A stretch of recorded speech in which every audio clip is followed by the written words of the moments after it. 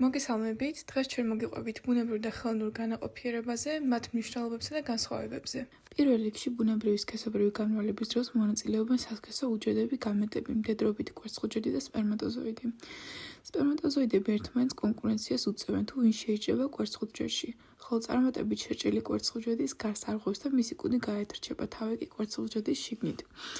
სპერმატოზოიდის ბირთვი ერწყმის კვერცხუჯრედის ბირთვს, რის მეშვეობითაც ბავშვი მემკვიდრულ ინფორმაციას როგორც დედისგან, ასევე მამისგან იღებს. განაყოფიერებული კვერცხუჯრედის ზიგოტა იქვე იწყებს უჯრედებად დაყოფას, სანამ სფეროსებრი ემბრიონი არ წარმოიქმნება. დაახლოებით 7 დღის შემდეგ მრავალუჯრედიანი ემბრიონი ჩაედინება საშლელსოს ლორწოვან გარში და ხდება იმპლანტაცია. ასევე შეიძლება ერთდროულად 2 და მეტი ჩანასახი განვითარდეს, მაგალითად ერთი კვერცხუჯრედისგან განვითარებული ერთი ზიგოტიდან ერთზე მეტი ჩანასახი განვითარდეს, ანუ დაიბადებიან იდენტური ტყუპები. არაიდენტური შემთხვევაში ერთდროულად შეიძლება ერთზე მეტი კვერცხუჯრედი განაყოფიერდეს. ხელოვნური განაყოფიერება არის გზა, რომელსაც ადამიანი ირჩევს იმ დროს, როდესაც მას რაღაც მიზეზის ან მიზეზების გამო არ შეუძლია შვილის ყოლა. მამაკაცების შემთხვევაში ეს შეიძლება იყოს გამოწვეული სპერმატოზოიდების სისუსტით ან დეფორმირებით, ან მათი რაოდენობის სიმცირის გამო და ასე შემდეგ. ქალების შემთხვევაში კი შეიძლება საკვერცხიან ფალობის მილი იყოს დაზიანებული და ასე შემდეგ. ამისთვის არსებობენ სპეციალისტები ამ დარგში, რომლებიც თავაზობენ ხელოვნურ განაყოფიერებას. ხელოვნური განაყოფიერება არ მიმდინარეობს სქესობრივი გზით, არამედ ამისთვის რამდენიმე პროცედურა არსებობს. ესენი არის ინსემინაცია, ინვიტრო განაყოფიერება ან სუროგაცია. ინსემინაციის დროს სპერმა კათეტერით შეჰყავთ საშუალოსნოს ხრუში, რის შემდეგაც განაყოფიერება მიმდინარეობს ისე, როგორც ბუნებრივი განაყოფიერების დროს. ხოლო ინვიტრო განაყოფიერების შემთხვევაში კვერცხუჯრედის განაყოფიერება ხდება ქალის ორგანიზმის გარეთ, პარტნიორის ან დონორის სპერმით.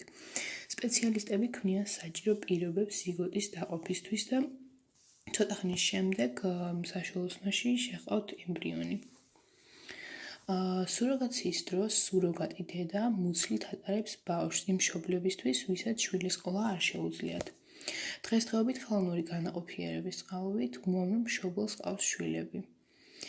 ინვიტრო განაყოფიერებით 1978 წლის 25 ივლისს დიდ ბრიტანეთში პირველად დაიბადა ბავშვი ხელოვნური განაყოფიერების წყალობით. მის შემდეგ ამ მეთოდს უამრავი წარმატება აქვს და დღეს უფრო და უფრო აქტიურად იყენებენ. ხელოვნური განაყოფიერების უპირატესობა გამოიხატება მის უსაფრთხოებაში. ბუნებრივი სქესობრივი განაყოფიერების დროს უამრავი რისკი არსებობს დაავადებების და სხვა დაბრკოლებების, ხოლო ხელოვნურად განაყოფიერება არის გათვლილი და უსაფრთხო. რა თქმა უნდა, ეს იმას არ ნიშნავს, რომ ბუნებრივი განაყოფიერება არ არის უსაფრთხო ან გაუცვლელია. მაგრამ იმ ადამიანებისთვის, ვისაც არ შეუძლიათ შვილის ყოლა, ხელოვნური განაყოფიერება არის მათი უპირატესი არჩევანი, ხოლო დღეისათვის იგი გავრცელებული და უფრო ზუსტია. დასკვნის სახით შეგვიძლია ვთქვათ, რომ თუ ადამიანს არ შეუძლია ბუნებრივად შვილის ყოლა, იგი არ უნდა დაანებდეს და მიმართოს ხელოვნურ განაყოფიერებას, რადგან ჩვენს დროში ის უფრო და უფრო წარმატებულია და ამ მეთოდით ყოველწლიურად დაახლოებით 350,000 ბავშვი იბადება.